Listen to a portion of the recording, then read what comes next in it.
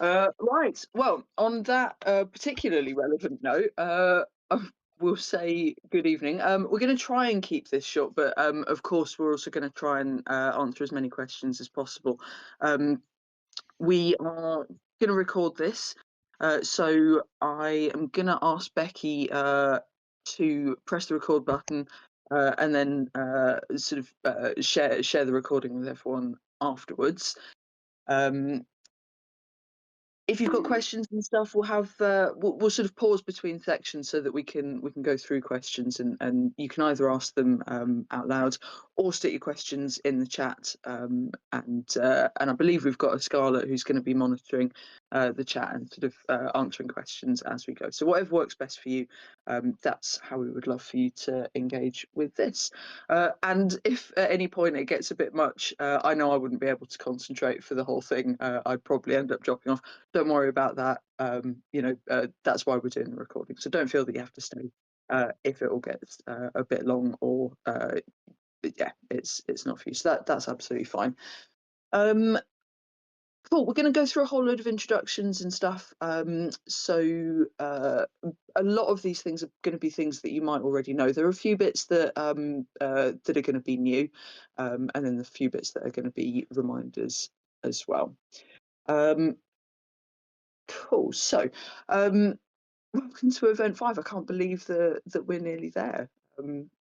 I can't believe that it's going to be the 5th event either. That's kind of wild. So just to begin with, I'm sure everyone knows what our refs look like, but just in case we've got folks that haven't seen any of the refs before, you can always identify referees at Divided by the fact they're going to be wearing high vis yellow. So we do ask that no player kit should have high vis yellow anywhere, because that's what we use to identify our referees.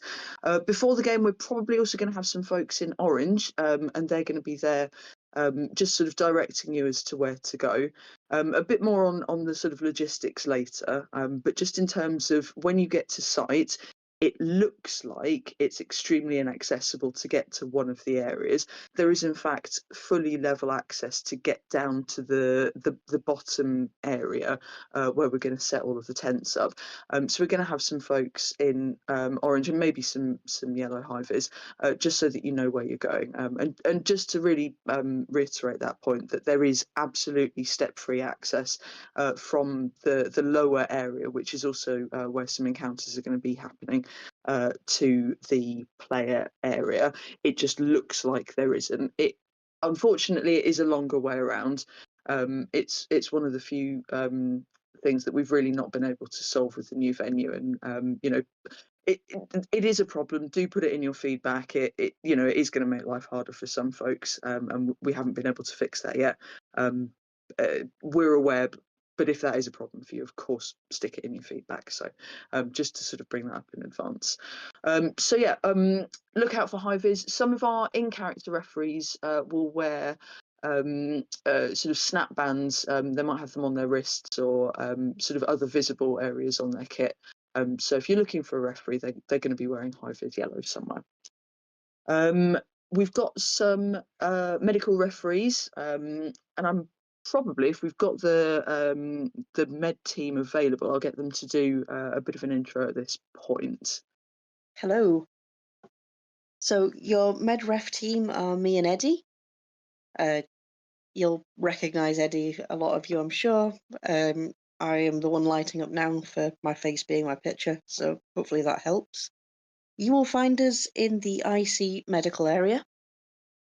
We are also your OC first aiders. So if you have an OC injury, feel free to head down to the IC med bay. Do tell us it's an OC injury or we will roleplay at you. That is always important. One other thing is there are certain props in this game, this event, that are latex. So if anybody has a latex allergy, please let me know. And that's all I've got. Super.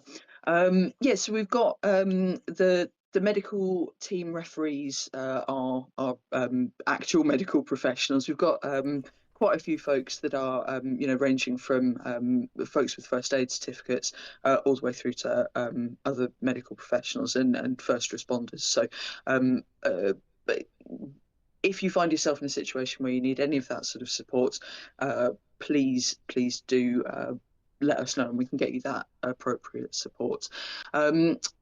So Becky heads up our well-being and sort of crew and player mental health areas. Becky, if you're available, if I could get you to just do a bit of a brief on sort of what you're going to be supporting folks with. Yep. So, hi everyone. I'm Becky. If you've not met me, I will be around either in a high vis or as my character Emily, who might be in player camp at some point.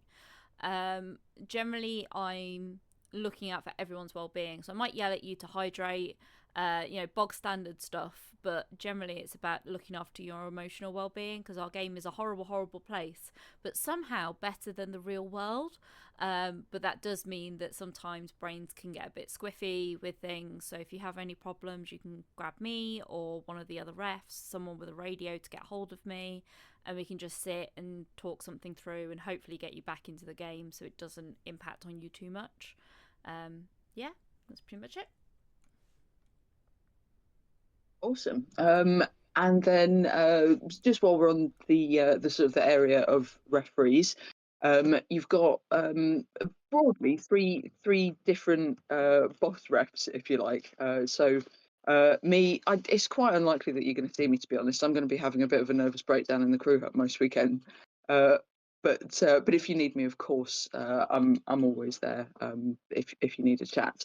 Andy, so Andy is, but he's probably going to be in the crew hut having a nervous breakdown with me as well. But he's also in charge of all of the weapons stuff. So he's the one person that can overrule a call that I make about weapon safety. He's in charge of all of that. He's in charge of blasters, melee weapons, the armor that you're wearing, all of that kind of stuff. And he's been doing it for years and years. So um, any kind of queries about that kind of thing, always Andy is your best bet in that situation. Andy, at this point, if you're available, I'm going to get you to have a little chat through, as people are getting ready for the event, what they should be looking for in terms of their sort of weapons, melee weapons and blaster safety and all of that kind of thing, and the new rules that we've got around blasters. And then I might also get you just to do a quick chat about what people should be doing with darts that they find on the floor. Good evening, victims. I mean, players. Um, so it's getting cold, and most of our foam weapons will be getting a little bit more solid. Uh, Always take an opportunity to just have a nice feel of your weapon, just to make sure that it is still as soft as possible for use. If you're squidging it and you feel like, ooh, that's a bit hard, imagine what someone else is going to feel like if you hit them with it.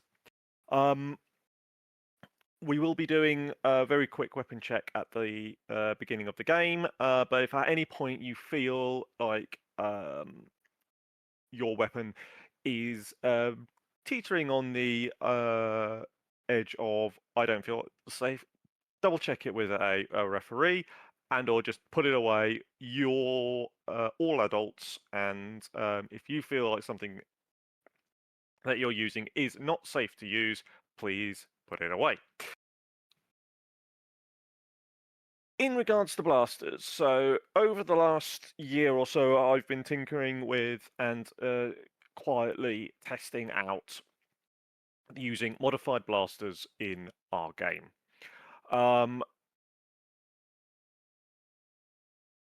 This is mostly based upon the experience I've had at other systems and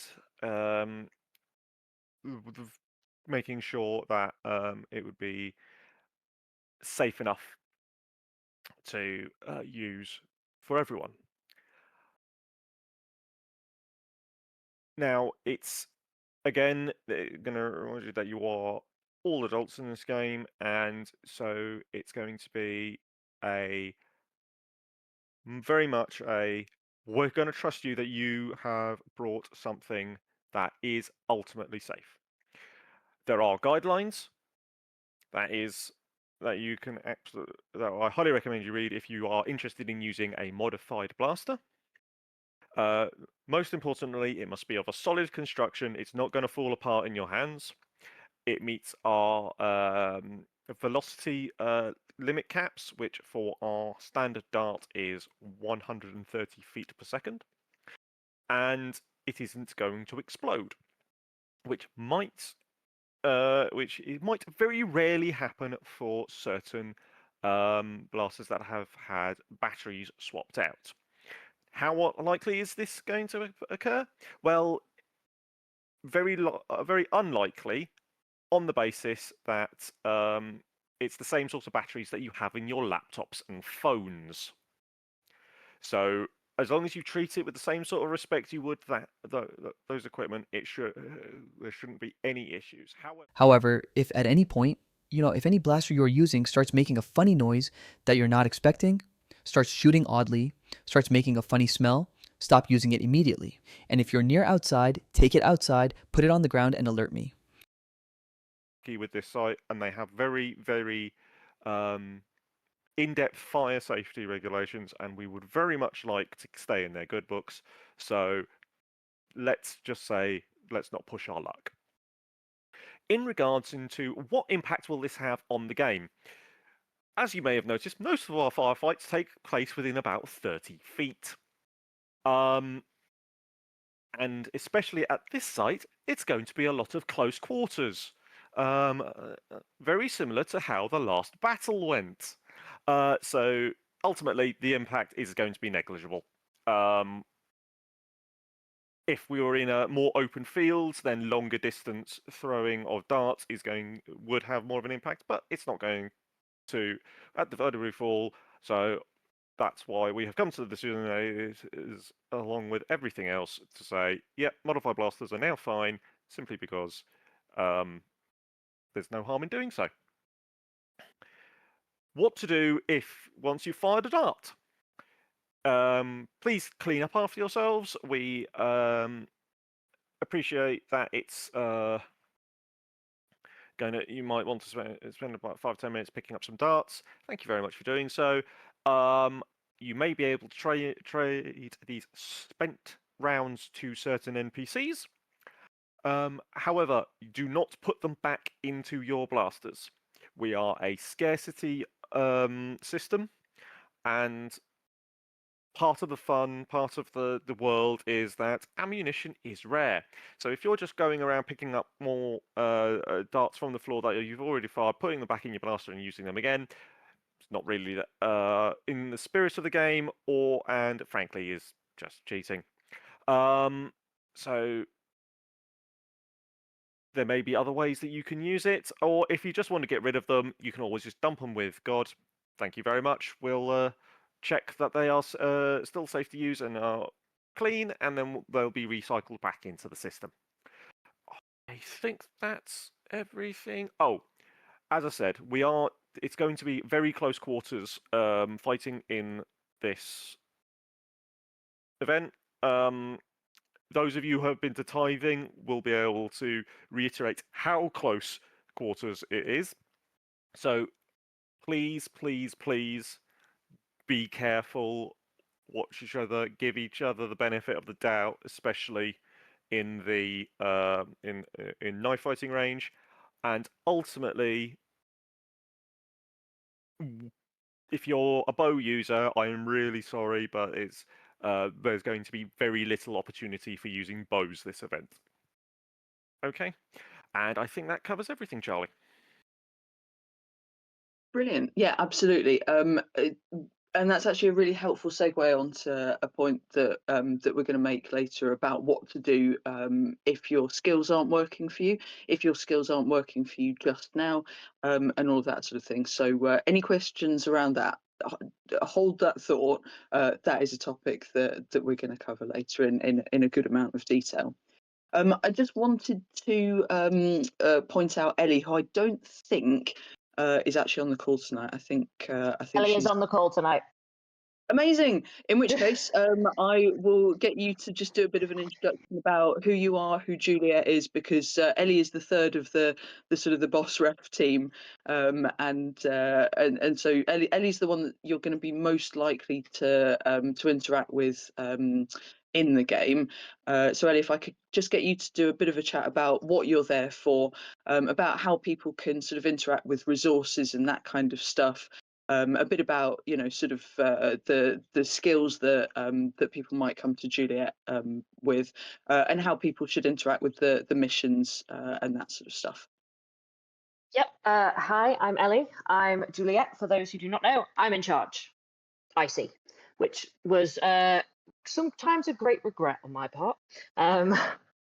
So the idea is that it's set up for IC and OC reasons, and part of that is that if you guys want to do certain missions and do certain things, if you don't tell a ref that you want to do those things, we won't set them up and they won't happen.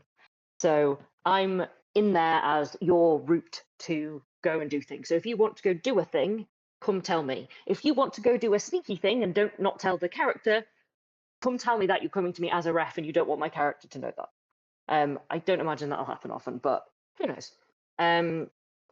If you have something that has to get a ref, if you are crafting something, if you are doing non-medical research, you can come to me.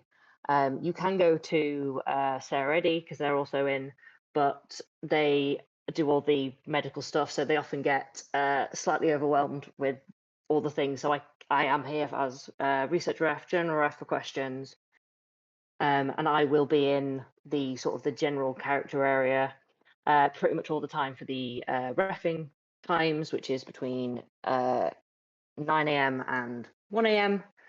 So I pretty much live with you guys. Anything else I missed, Charlie? That's really good. No, that's comprehensive, and it really is just a reminder to folks that you don't have to agree with Juliet, but Juliet is absolutely your signpost NPC. So if you were going to go and play Skyrim or something, it's one of those quest giving NPCs that points you in the direction of the main storyline. So you don't have to do what you're told. It's not an obligation. It is just Juliet will always point you in the direction of the easiest, most accessible way towards the plot. And in terms of this event, it's going to be very similar. We're going to have sort of missions for you to select. If you select things that aren't on that list, the likelihood of you getting what you want is much, much lower than if you select the stuff that we've sort of pre-prepared and put that sort of energy into. But Cool. that being said, if there's something that you really want to do because you've had a thought, come talk to myself or one of the other refs that are in there, and we will do our best to facilitate what we can. Yeah, absolutely that. Absolutely that. Cool. So then just a couple of sort of extra bits to add on to that don't really fit anywhere else onto our list tonight. There's a whole load of things that can happen that are fundamentally unfair, and that is kind of the answer to one of the questions that I saw in the chat about why can't we loot blasters from baddies? Totally valid question. The reason is this game is fundamentally unfair, and bad stuff happens to good people for no reason, including not being able to pick up ammo. This is absolutely one of those things. There's a whole load of unfair stuff, and most of the time it's unfair in the wrong direction. There were a couple of times where actually it might be unfair in the right direction. This event perhaps more than others, but that's also possibly because I expect for this to be quite a dangerous event. So with that sort of unfair things in mind, one of the more fair things is the roleplay buffs that you can get. So if you do great roleplay and a ref sees it, you might well just get a buff. It might be something tiny, it might be something inconsequential, it might be something that the ref thinks actually if we give them this buff, they're more likely to go make stupid choices in a fight. So we're trying to get you to bin yourself, and that's how it's unfair. Good roleplay is going to get you some buffs if a ref sees it. in terms of best deaths, we give out the best death cards to whoever we think has the best final story at an event, because we want to encourage you to bin off your characters in memorable ways. And again, this is really unfair. Like, I think there's a lot of times where people have had amazing final moments, but because the right person didn't see it, then maybe that person didn't get the best death card. What I'd love to encourage you all to do is, if there's great role play, I'd love to encourage you to either tell referees where appropriate, obviously staying in character and in character areas, or when you're in an out of character location, stick it on the Discord so that we know what amazing thing happened or what cool bit of self-sacrifice we should be rewarding with buffs and that sort of thing. Let us know about it, because we can't give you perks after the event as well as we can at the event. In terms of other stuff that we can do to help, if you lose item cards, or if you lose things that your character would have had because you've got a whole load of ADHD but your character doesn't, I get it, that's really valid. We're not going to hold it against you, and we're not going to make you have to have the bit of paper that you last had 2 years ago. That's rubbish. It's a trust-based thing. We think that you're playing fairly the vast majority of the time, and any time that you're not is because you've forgotten. So if you say you've got a thing, we're going to believe you. Talk to a referee if you've not got the kit that you should have. And that goes for items and weapons and all of that kind of stuff. A couple of quick bits on the more out of character things. There's a whole load of stuff around sort of real life sadness at the moment, and we think that this event might be pretty challenging just because of what's going on in the world at the moment. So I really want to reinforce to everyone that it's all about informed consent. If you're going to be doing some challenging role play, tell people before you start doing the challenging role play, in exactly the same way as if you're going to have a very physical fight, you would check in beforehand. I want, for particularly at this event, everyone to check in before they do sort of the spicier role play, and that goes for anything that I just want people to be mindful.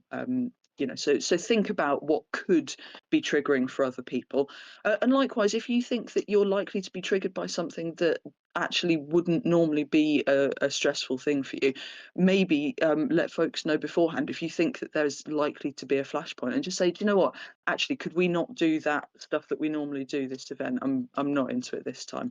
And just really be clear about what your boundaries are, and don't expect people to guess either.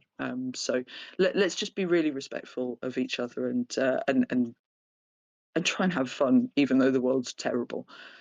In terms of if there's anything happening that you're not comfortable with, always feel free to get a referee and talk about it. If it's if it's something that is going to affect other people, absolutely, please come and tell us. If it's just something that you're struggling with, that's why we've got the referee team there, is to help with that kind of thing. And then just to come back to the physical fighting, it is a physical combat system, if you like. So we've got a really, really cool combat area, which we're going to talk about in the logistics bit later. There are a lot of places that are going to be really good looking to fight in, but if you're going to be doing physical fighting, I want you to be aware of the environment that you're fighting in. It isn't an inherently safe environment. It's not padded. So please just be aware of that. And if you feel that you're not safe, just put your finger in the air and stop engaging. I want everyone to feel like that's an option, and that's okay to happen there. We want you to be safe and to enjoy yourself. So always feel free to remove yourself from dangerous or stressful situations that are out of character, not good. The very physical fighting. If you're going to be punching each other in the face, that's none of my business. That is your business. Just make sure that you've checked in with each other beforehand, and that if you're doing the really physical stuff, that it is recent informed consent. And then have fun, enjoy. We also want to make sure that that low-com folks are able to engage. So if you're not able to engage with the situation very physically, but you would actually like to take the battlefield, well then do. That's why we've got the lucky escape mechanics. If you feel that you can be safe there and that you would enjoy it, but then occasionally you're just going to have to use that lucky escape so that your character won't die just because you're not able to engage in a combat situation, do it. Go on these high combat missions and just use the low combat mechanics to keep yourself safe, and so that you can engage with as much of the game as you want to. That isn't cheating. That is just engaging with the game in a safe and fair way. We want to see it. So yeah, always feel free to go on all of the missions that are right for you, as long as you've sort of had a think about whether you're going to put other folks in danger or not. So just be mindful. Cool. Right, we're going to move on to. We've got photographers at this event. If you do not want the photos of yourself to be in the public domain, we totally get it. Talk to the referees. Ideally, talk to the photographers and just say, "Can you make sure that you don't get photos of me, or or that they don't get published?" That kind of thing. Absolutely happy to facilitate that. We've got some logistics in terms of timings, and I'm sure there'll be a whole load of questions. So after I've done this bit, we'll probably stop and have a question break. So we're going to open sign in at the God desk at 4 o'clock on Friday. If you get on site earlier than that, well, I mean, we'll try and facilitate, but you're not going to be able to access God and character packs and so on until 4 o'clock on Friday. So you can get on site earlier, you just can't register earlier, and there may not be people to show you where to go much earlier. Throughout the event, we're going to have folks staffing the God desk from 4 p.m. until around about midnight on Friday, 9 a.m. and midnight on Saturday, and 9 a.m. and timeout on Sunday. Refereed hours will be 9 a.m. in the morning until 1 a.m. That is when you can get referee questions, and folks will be available in God until 12 rather than 1 as per referee. So 4 till midnight for God on Friday, 9 a.m. and midnight for God on Saturday, 9 a.m. and timeout on Sunday. Timeout on Sunday is going to be, we think, around about 2 o'clock. That's because we're going to have a brief pause. The game is going to continue, but there's going to be a brief pause in plot going out so that folks that are doing Remembrance at 11 on Sunday. Timing is not going to be at 4. Timing is, we are planning timing on Friday at 8. There is every chance of the M4, if the motorway is on fire, that we'll push that back to 9 o'clock. We often do. So plan is for timing at 8. There's a chance it will get pushed back further. Right, let's take a little moment to have some questions. I think there's quite a few coming up in the chat. I was going to say, so you don't have to scroll through properly, because you'll be there a while, because people are keen, so they're all chatting. How dare they? Let me pull up my notes. Traps will come to later. We had a question that Scarlett kind of answered, but it's worth verbalising, so it's on the audio as well, which was about the scarcity of items, and whether people can actually loot guns and or bullets, and why they can't. Is there an in-character reason as to why they can't, just to help people make sense of that?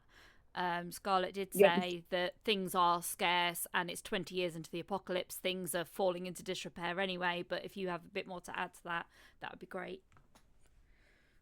Yeah, it's a really valid question, and in a fair world, you absolutely should be able to loot the stuff off of the person that you know has just come running at you with a whole full clip.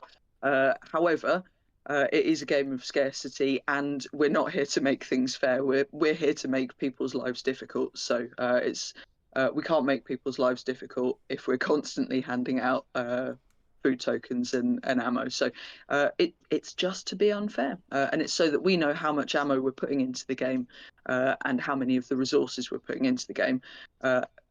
Something, we want you to need more lemons, basically. We've had a follow-on question. Cool. Any as more well. questions? I was muted. Sorry. We have a follow-on question, which was, if our character has the ability to use a gun but does not own one, can they pick one up or loot one? Hopefully we should be able to facilitate that for people. Yeah, I think that's a really valid question. So if you personally don't have a blaster, actually, I think you could probably just come to the ref hut, to the crew hut, and grab a blaster. We've got enough that we can spare them. If it's that your character, for any reason, doesn't have one, that is probably an opportunity to generate some role play with our trader NPCs. If it's if for any reason that just would be minus points and not fun for you in the game, well then come and have a chat with us. But we don't want to sort of add complexity where it's not going to be fun. But we'd love for you to engage with traders where that is appropriate. I would just like to clarify something that Charlie has said. We are quite happy to lend stuff out if it's right, but do not come and just take things. Please come in and ask. Really, really good point. Yeah, absolutely. Because then we know that we're getting all of our kit back, and also crew are going to be leaving their stuff in crew areas. So we don't want people sort of borrowing crew personal kit. Excellent question, which is off the back of all this. Can we loot things? If we bring our own phys rep and during a battle loot one of the enemies, can we just grab our own phys rep to use it from then on? So if a so if a say a keeper has run at you, they're holding a gun, yeah. They've got a pistol, for example, and you kill them. You then say, I'm looting the gun, but you're not actually taking the phys rep because that phys rep needs to go back to Monster, but then they go and get their own pistol out of their tent. Can they use that pistol now? Is the phys rep of the gun carded? If the answer is it is carded and it says gun on it, then yes. If it isn't, then assume it is one of those ones that always seem to break in The Last of Us or in any other video game where you gun down enemies and for some reason cannot pick up their own guns. Yeah, absolutely. So fundamentally, having blasters is a skill that folks pick at character creation, and it's stuff that it's an extra that you'd have to give up other skills for. So we want to sort of preserve that integrity of the game and just make sure that that folks are all at a disadvantage and something we don't want folks that are able to access more kit to have an advantage, because that doesn't feel fun to us. So we're making everything unfair rather than everything more fair. We've got a couple of other things just in terms of this event, if there's no other questions. Cool. In terms of this event, we've got as usual, we're going to be encouraging people to bring their own water along. There is no safe running water for drinking on site. There is some running water in one of the single plumbed toilet. Please don't drink it. Same as at the jail. It's a really bad idea to drink that water. So please bring your 2 litres. You all know what you're doing with this stuff. Bring your drinking water. Don't drink the potentially contaminated water. The weather for this event doesn't look particularly good. If you've made the decision to sleep in the outdoor covered area, some folks with pretty reasonable tent setups at Tithing found that to be quite challenging. Please just make sure that your tent's been waterproofed, and that you're not just sort of taking it out for the first time and putting it up here. It's quite a challenging site, and if you know that isn't going to be a fun experience for you, you might want to consider that actually it is quite a challenging setup in terms of outdoor camping. With that in mind, we're not allowing sleeping inside because of the building fire regulations, and we really want to be supportive of our hosts and their efforts to comply with local fire regulations. We think that's really important. What you are allowed to do is you are allowed to snooze indoors if it isn't for the purpose of like proper sleeping. We know that people are going to be up until stupid o'clock, and if you're up until stupid o'clock and sat in a chair, there's every chance that you're going to nod off for 5 minutes. That's absolutely allowed. That isn't a problem. There's not going to be like sleeping police coming around and checking if you're asleep or not while sat down. Like I don't care. Neither do the owners. What we do care about is that you can't set up a camp bed and then go and have a lie down for 8 hours and then wake up feeling very refreshed. That in an indoor area, that isn't allowed. So, if you set up a camp chair and you happen to fall asleep in it, that is your business, not mine. And the owners are also really clear about that. So, just no camp beds inside, please.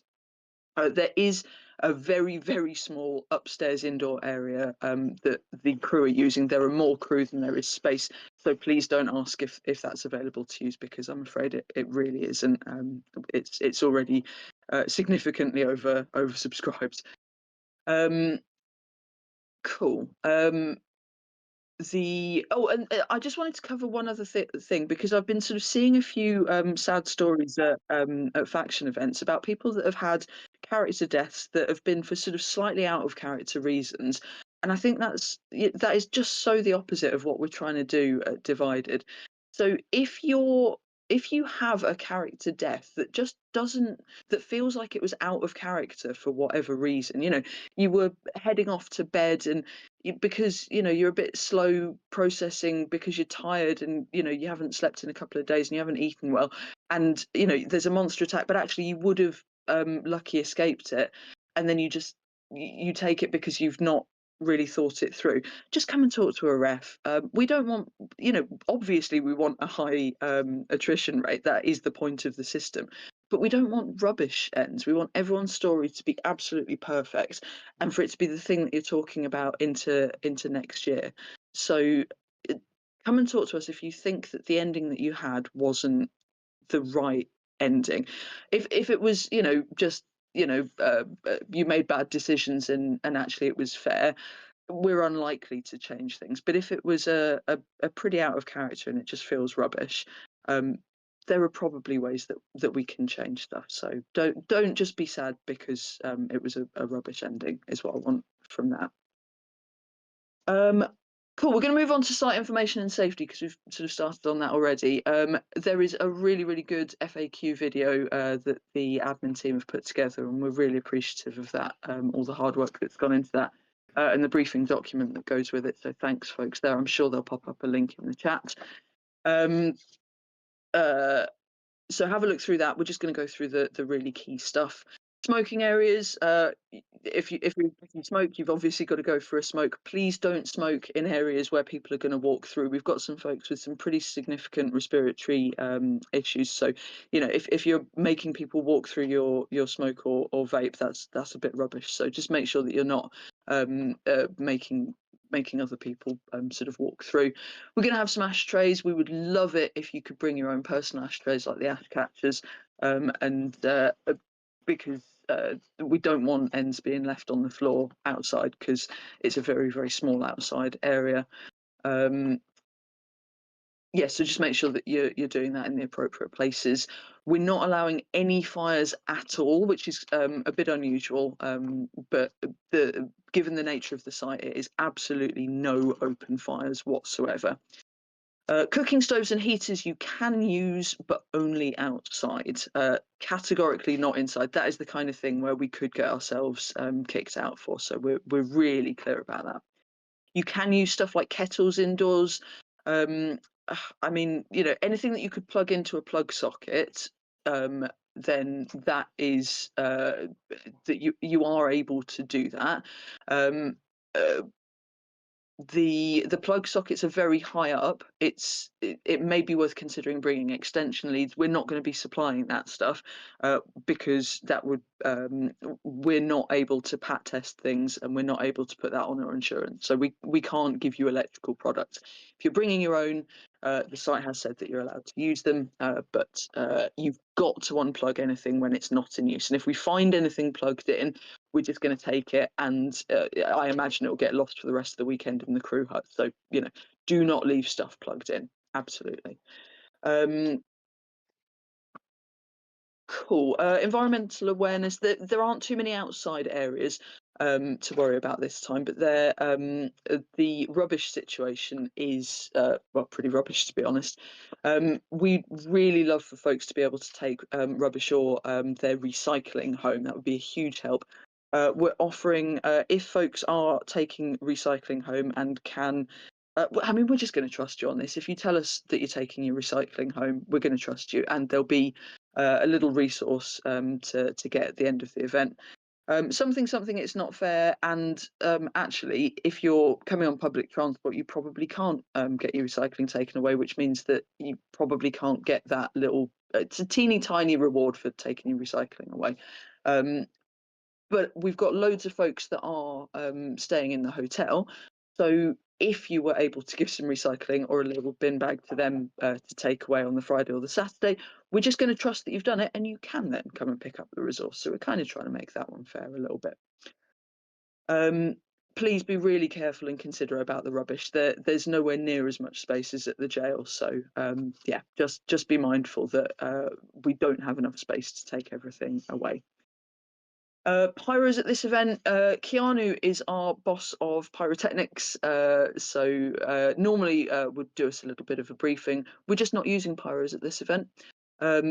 It's mostly because of the fire situation.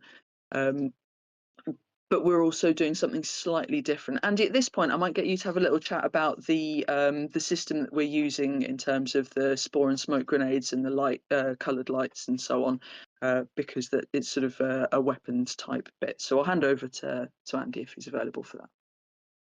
Hello.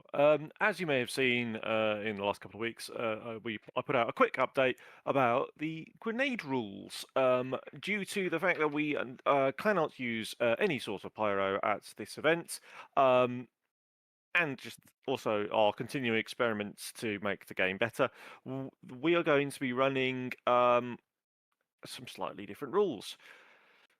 Any stun grenade, instead of using a blue smoke, we'll just use a standard grenade fizz rep, and we'll call mega stun, so that's stun to everything within 3 meters of the point or where the grenade lands. This, of course, does mean that we will not be able to use spore grenades at all.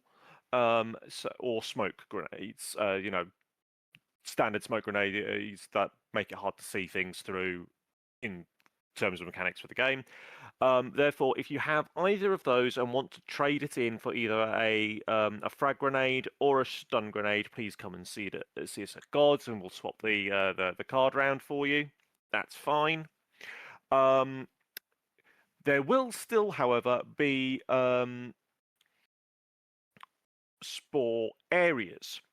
To do this, we will be setting up green light in an area.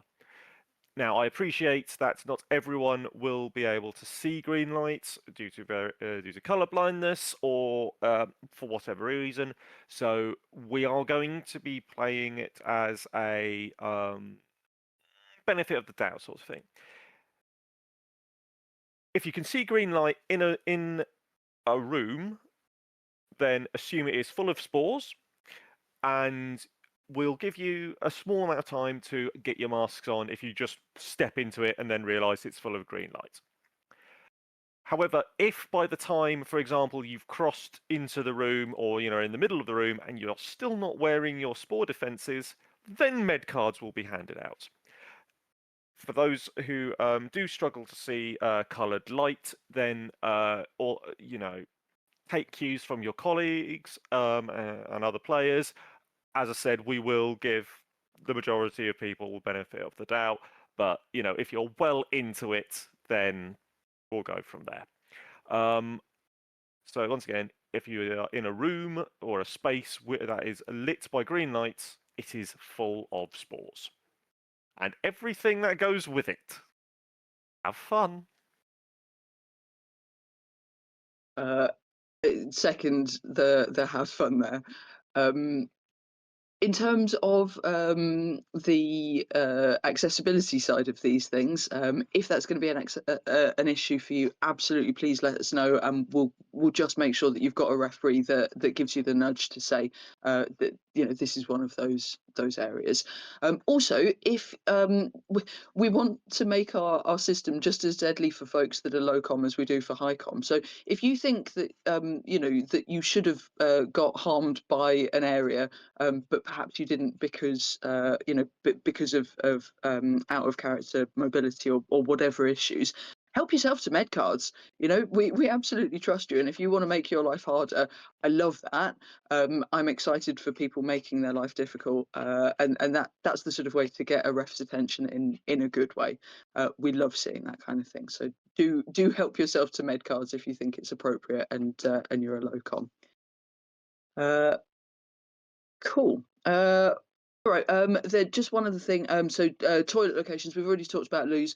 There is one plumbed-in toilet. It's actually not too gross. It's not too bad. It's reasonably accessible, but not fully accessible.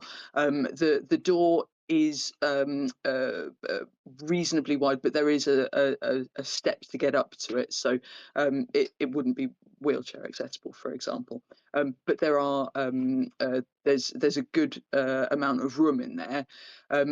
Because there is a good amount of room in there, I know it's the sort of place where people will need to go and do contact lenses and that kind of stuff. If you could just be mindful about sort of the length of time that you're using that space for, and potentially sort of how you use that space, just in terms of if folks are having sort of IBS issues or that kind of thing, they're going to need to use that space because it's a bit more comfortable than a portaloo and a bit more private. But also, just be really mindful of the fact that there's only one plumbed toilet. Especially sort of leave it cleaner than you went in, please. And we'll make sure that it's fully stocked with loo roll and so on. I've got so much loo roll, I literally don't know where to store it all at the moment. So if you find that it runs out, just find a referee. There is definitely enough. It just means that we need to logistics a bit better. So that's one of the things that I'm going to ask for folks' help on, is that this isn't the site that we'd planned to use.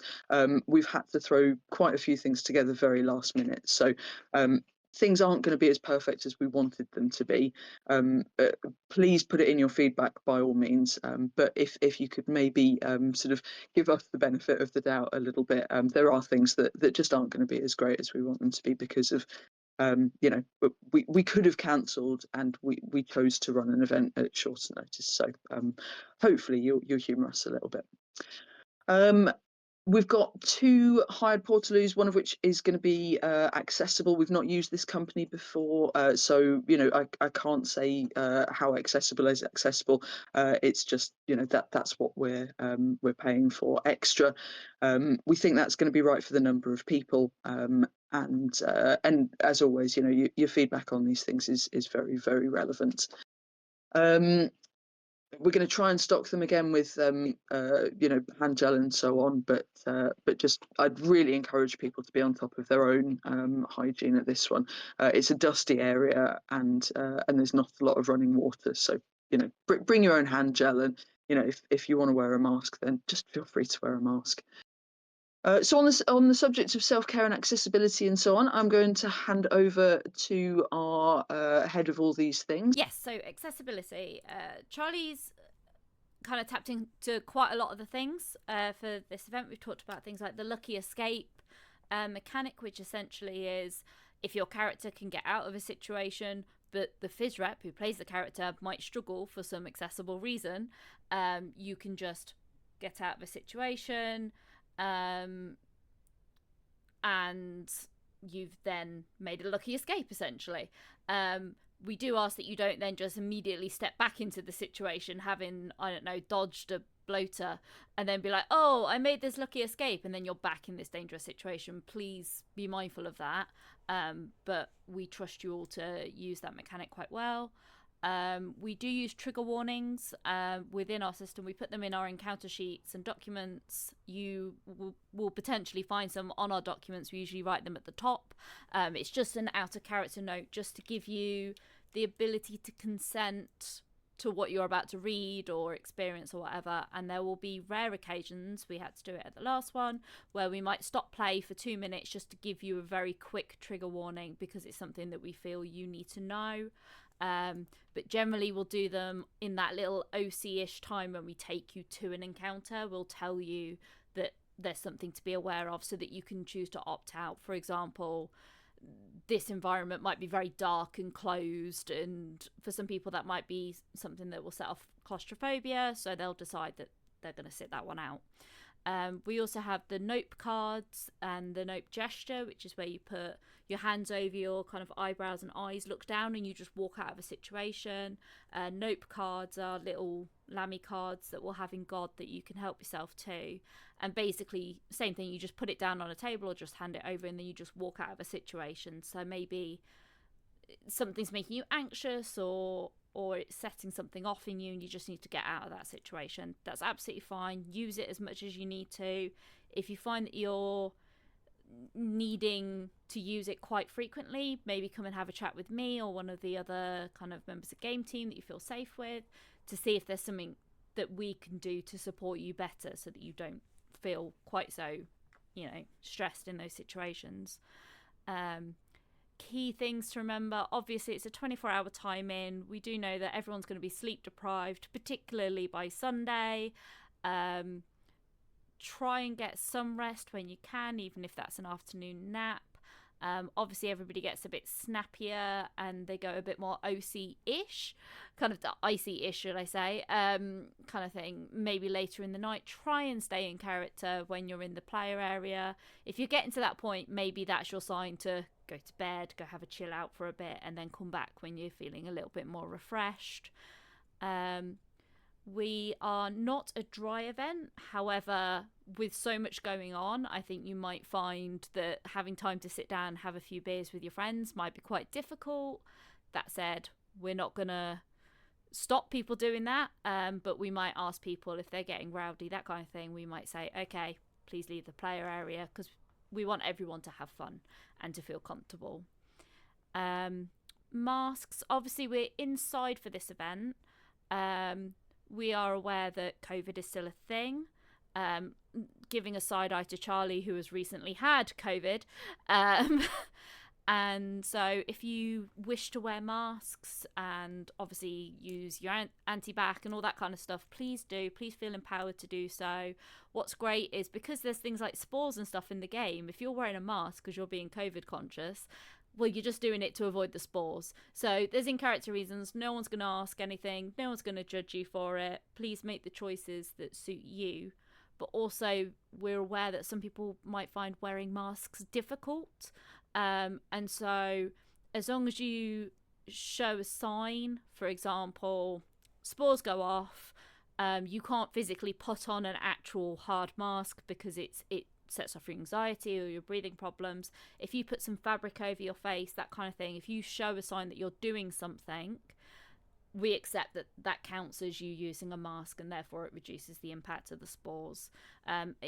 It's very much a trust-based system. We do trust all our players. It makes it not fun for you. You're only cheating yourself if you're taking the mick, kind of thing, and we're more focused on everyone else having fun. We have the safety call, which is an out of character call. So if you hear someone shout safety, safety, safety, and then it will probably be followed by a word such as fire, then you know it's an out of character call, and then you react accordingly. So it's really important, if you hear safety being shouted, please don't shout it for any in-character reasons. It then alerts our ref team to step in and do what they need to do. I'll just keep going through these bullet points, Charlie, until you interrupt me. So I assume I'm going in the right direction. Yes, please. Yeah, keep going. So we have 3 types of encounters. Therefore, we describe players by 3 different ways. We've got high com, which is pretty self-explanatory. There's likely to be fighting. It's going to be a bit argy-bargy, a bit rough and tumble kind of thing. Low com is, it shouldn't be combat. Theoretically, if you play your cards right, it'll be fine. But it could inch into high com, or you might have people who will maybe be fighty, but you'll also have some people that won't be fighty. Maybe have your medics with you, that kind of thing. So your medics are going to be protected by those who are fighting. And then no com means that we don't expect any combat in that situation. And usually, if we're taking you to an encounter, we will give you a heads up of what is expected on that encounter. Obviously, everything can turn into combat for any reason, even if it's just between you and another player. And again, that's why we have things like the lucky escape and nope. So you can get out of a situation. If you get there, you feel like you're okay to do that mission, and then something happens and you really can't, you can just come out of the situation. We have also asked all of our crew, and they're aware of this, that NPCs can and will write things down. Sometimes you'll be having a really important conversation with an NPC and they ask you to do something, and then the NPC leaves and then you forget it all, because that's what my brain does. So if you have something important that, you know, you've had a discussion with and you need it written down, the NPC can write down those bits and pieces that you need to know. Either they'll do it then and there if someone's got pen and paper, or they might go away and a ref might come and bring you a post-it note or something with the information. But please don't be scared to ask for that, because all of us have, our own issues. My brain is like a sieve, so having it written down is really helpful. And much like Charlie said earlier about everything should be consent-based here, including, and not exclusive to, if you want to put stickers on people or their things, please ask them first. We know people will put stickers on things because chaos reigns, but please ask first, because sometimes they get stuck on kit and then you can't take it off, and then that's quite upsetting for people. So yes, I think that covered all those bullet points. Awesome. Yeah, that's. I suspect that we're likely to have a few questions at this point. There's a couple that I've tried to answer there in the chat as well. And yeah, just to reiterate that that this system, we really want it to be as inclusive as possible, and that means in every possible direction. So, if you want to have an absolute rolling fist fight with your mates that is deeply unsafe and wouldn't be allowed any of the big systems, well, look, as long as you're checking in beforehand and going, do you want to fight? Are we going to fight? Yeah, let's go. Brilliant. We absolutely love to see that, as long as folks are checking in. And if you want to go on missions that the refs have said, this is a high combat mission, there's going to be a fight, and everything's going to kick off, and you go, I mean, I've got energy for about 5 minutes of it, but then I'm going to have to take myself off back. Cool. We want to see it. The whole thing is opt-in, and we just want everyone to have the best worst day of their lives. So that's where we're at. Cool. Let's have a look through some of the questions then. Let me see. Oh yeah, just to go over what the nope gesture was, or the look down gesture. As Ellie says, we're going to do a full briefing on site. But if you're not happy to engage with the situation, one of the things that you can choose to do is walk away. One of the other things that you can choose to do is cover your eyes with your hands, and every member of the crew knows that is I need you to leave me alone. This is out of character. I'm not engaging with you. And feel free to use that. Look down, cover your eyes with your hand. It's the look down gesture. Have I missed any of the questions? You said there was the one from Yestin about free roaming of the site. Oh yes, absolutely. So actually, I'll tell you what. Let's cover that now, because that is it's the next thing on the list, and it is a really good question. So, logistics. Where are we going to set up? There are 2 buildings that we're using. If you went to the tithing, there was 1 building. You may have seen the building sort of down the metal stairs, which looks like you can't get to it. It looks like there isn't flat entry. There absolutely is flat entry. That is what we were talking about sort of earlier. It is a bit of a longer route, so if you're going to need flat access to that, let us know so that we can facilitate and not leave you behind. We want everyone to get engaged as much as possible. So there are two buildings. Where are we going to set up? Where is the safe zone for the sort of the player area? It's going to be inside the main building. If you're at the tithing, it's going to be in that building that folks were using there. Not all of that area is going to be the safe zone.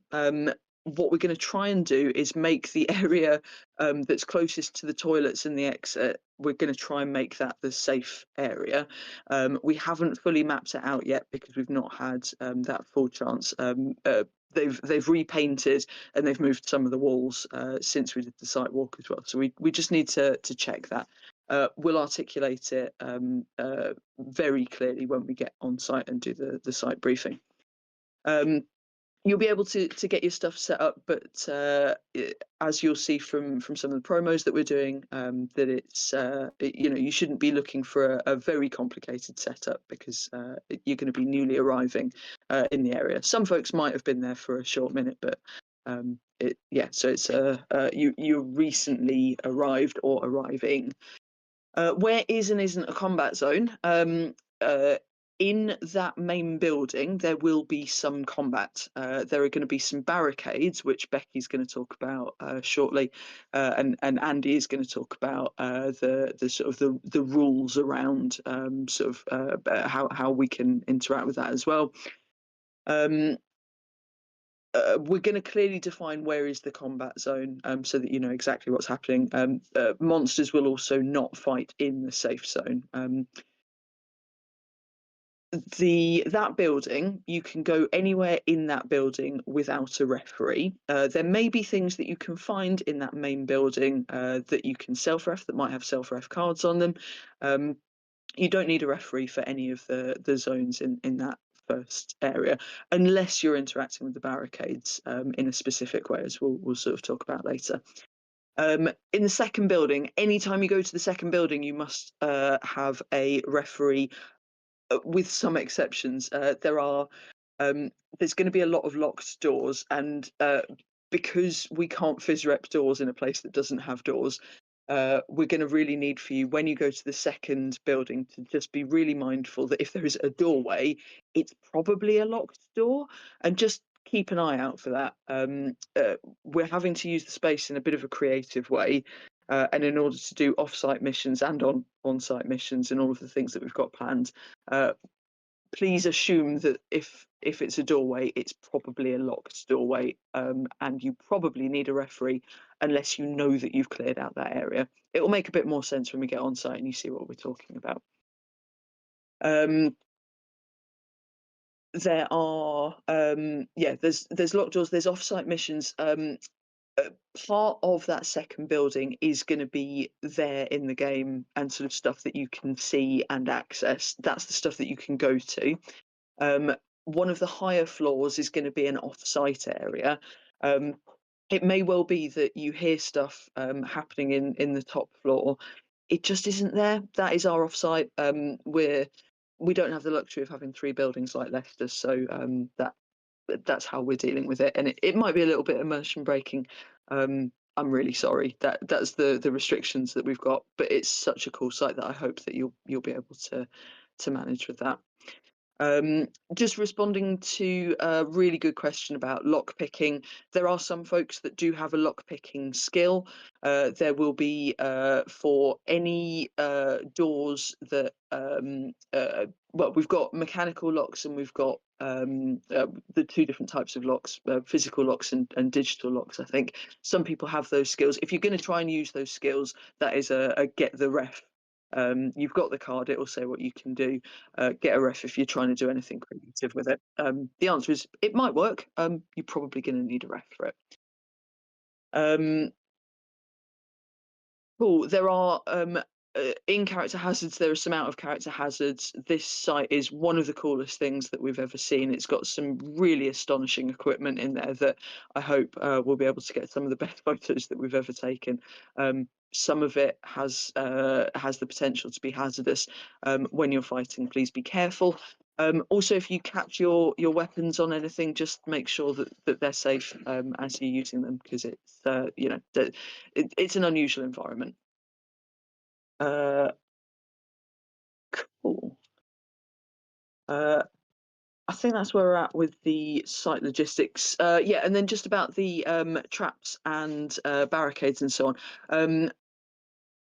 One of the things that we're going to be doing quite a lot of at this event is we're using some new trap mechanics. I'm going to get Becky to go through those, and then I'm going to get Andy to go through the barricades second. So Becky, can I get you to talk about the traps? There will be some things that players can do. There'll be some things that that will be probably research projects. So if I could get you to go through that.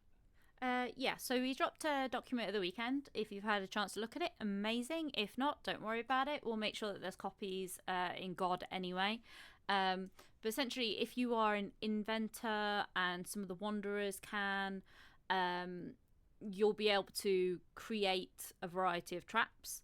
In the document, we've put some examples. So these are not the only ones that exist. We've just put examples so you can see the different levels and what kind of things would go into them. Essentially, you would find or use certain resources that you have. So, for example, in the amateur traps, you've got things like tripwires. Well, you only really need wire for that.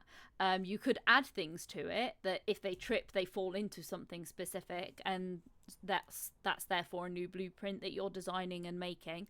So you'd go and speak to Juliet, or we'll have a couple of other NPCs. For example, my one is slightly more inventory engineering based, that you can go and talk to about that. So please tell us if you come up with a cool idea. But if you find random things when you're out and about and you want to play around and make a trap to capture a tornado or whoever, that's it, nitrous. Yes, thank you, Charlie. Then it will. Yeah, you'll get that exciting kind of moment of being able to try out new traps. Some of them will work, some of them won't, depending on what you've done, how much effort's gone into it, how you've set it up. Explain it to us how you've set it up. And it'll be exciting to see what you all come up with, because I know at Event 1 people had lots of ideas and there were little things starting to happen. So now we've got a document that we're going to run from. It is a bit of trial and error. It's the first time we're using these traps. The exciting trap doc is in the announcements channel, and I can share it here in a minute when I've finished talking as well. And the barricades is in the same document. But yeah, it'd be very exciting to see what wacky ideas you all come up with. But be aware, obviously, traps can backfire. If you don't tell your fellow ghost moths that you've done something and then you do something, they might set the trap off instead. So just be aware, there's consequences. Andy, do you want to add about barricades? Yep, if the cat will get off my mute button. So, you've all seen of our, or most of you will have seen our barricade boards. These are like hazard striped strips of wood that we use to represent, an impromptu barricade and whatnot. There may be other representations at this event, as we get to use little bits of the site to make barricades. Barricades will be marked with a card, and it'll simply say barricade on it, or barricade and some extra details. The color of the card may indicate to you how difficult it is to move. This is all in the last page of the your handy dandy traps and subterfuge guide. But to go over it quickly, so those the barricade boards, we've sort of gone of that's your basic barricade. It takes you about 5 to 10 minutes to create from the appropriate materials. It doesn't take too much to set up or remove. From if you're you're building it or move it to a different place. and you can, dismantle a thing. To break it, for example, if you came across a basic green barricade and you needed to break through it, not just dismantle it, it would require 5 to 10 minutes of brute force from about 2 or more people to break through, and will make noise. Or you could probably crack it with a grenade, for example. A amber yellow level barricade is something a bit more hardy. It's probably been reinforced in some fashion. This will probably almost definitely take grenades or explosions to break through, or perhaps something quite strong.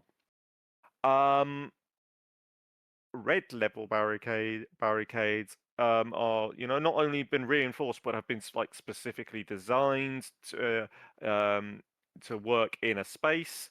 They are probably almost impossible to move, and will almost definitely require explosives to break down. You will not be able to just batter it to thing, unless you are something exceptionally large and strong. So if you get yourself caught between a rock and a red barricade, hope the rock doesn't see you. Nice. Cool. Which is more or less us sort of done with the information that we've got to give you there. And then, so as Becky says, they're going to have a copy of the rules on them at all times. If your character would have a copy of the, how to do traps and stuff, because it makes sense, and that's sort of where you're from. Cool. Having character versions of these documents, that is a thing that you could print off and have on you if you know that you're going to be using it. So feel free to do that, and same with any of the documents. Just to go back to a point about skills and so on, because we've got new stuff happening, because of the nature of the event, there is a really good chance that you might find that the skills that you're using, or some of the things just don't quite work. If you need to swap stuff for this event because it's you'd have a much worse time if they have to stay as they are. Cool, go for it. You don't actually have to tell us. We're just going to trust you to not cheat. The Everyone can have as many backup characters as they want. If you wanted to bring a backup character to this event, again, you don't have to tell us. Put in your character form and just bring them along. And you can switch between characters between events. What you can't do is you can't play, 3 different characters at one event.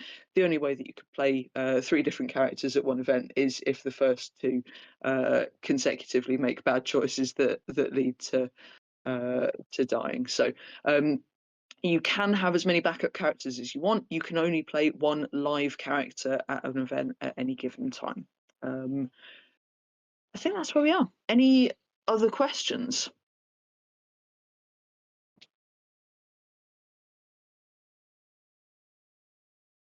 Sweet.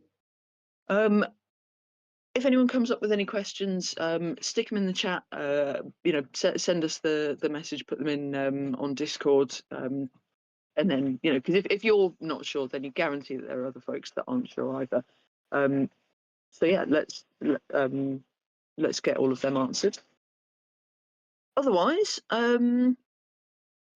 yeah, I guess we'll be seeing you on Friday. I hope everyone has a fantastic time. Does that mean I get to release the last teaser video for everyone?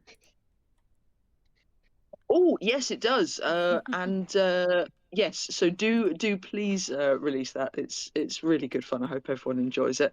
And on that note, we are going to be releasing downtime so that you've got an opportunity to interact with those.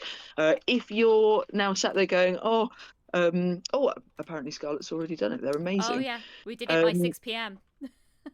Absolute heroes. You lot are amazing. I hope you enjoy downtimes. If you're now going, I should have submitted one, but I forgot. just get it submitted. We're not going to make any promises at this point because we've got just as much ADHD as you lot have, but we'll do our best to get you something fun for the event. So let us know.